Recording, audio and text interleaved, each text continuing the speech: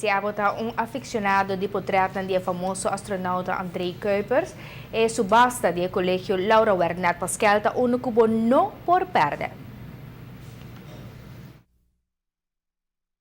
Conosco acerca 30, mais ou menos 30 pintores na Arubiano, tem conhecido, tem menos conhecido, né?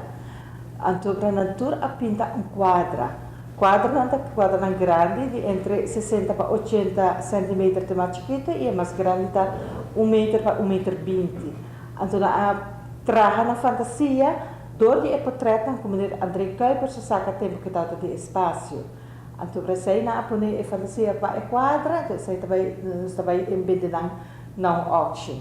Então, é grata notícia, tá? Como Kuipers, mesmo também Aruba, para a auction aqui na. Então, é coisa que tá evento hope único, hope especial.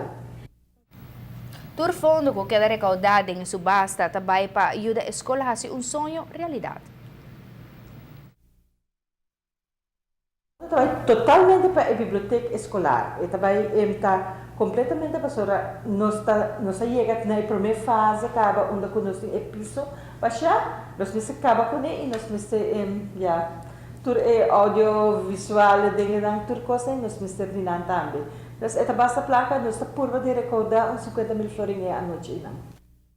Pueblo de Aruba gente está invitado para participar en subasta aquí con el último lugar día 18 de abril próximo na Alhambra Ballroom comenzando por 16 horas de tarde. Evento aquí lo está uno completamente gratis y para más información por llamar libremente na 568-3234.